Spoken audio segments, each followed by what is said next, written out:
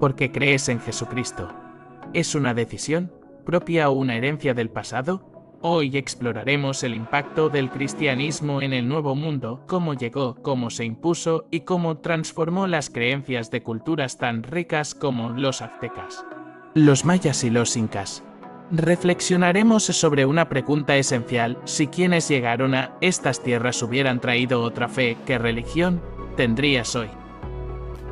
Antes de la llegada de los europeos, América era un continente espiritual y diverso. Cada civilización tenía una cosmovisión única. Los aztecas creían en una conexión profunda entre los dioses y los ciclos naturales. El sol, la lluvia y la vida misma dependían de ceremonias y sacrificios humanos. Para los mayas, el tiempo era sagrado y su complejo calendario reflejaba un intento de alinear lo humano con lo divino. Los incas veneraban al Inti, el dios del sol, como fuente de vida, y creían en una relación armónica entre la tierra, los astros y la comunidad. Aunque estas religiones diferían en sus prácticas, compartían algo esencial: una conexión espiritual con la naturaleza y un profundo respeto por el equilibrio cósmico.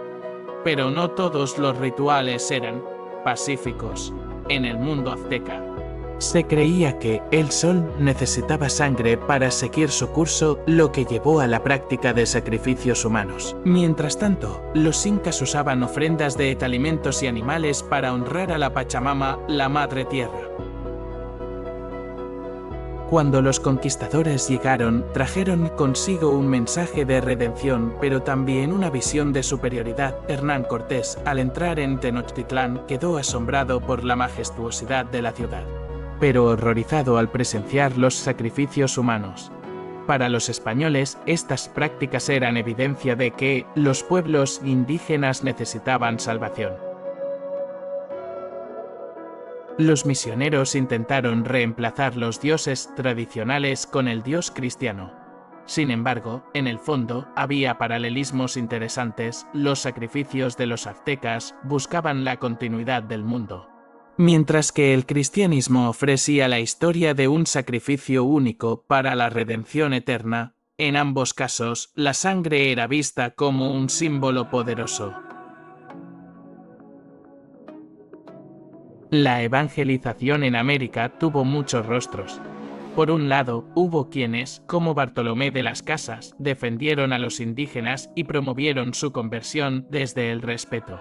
Por otro, hubo métodos más brutales: templos destruidos, códices quemados y castigos para quienes persistían en sus antiguas creencias.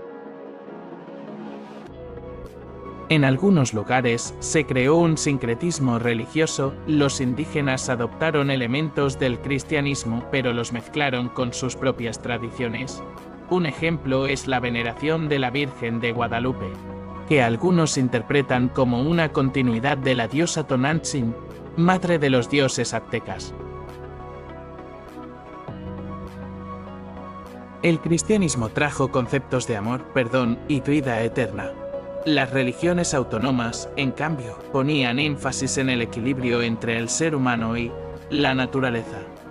Mientras los europeos predicaban la fe en un Dios único, los indígenas entendían el mundo como un espacio compartido entre múltiples entidades divinas. Curiosamente, ambos compartían algo: la búsqueda de orden en el caos y la necesidad de una conexión con algo superior. Hoy, millones en América creen en Jesucristo.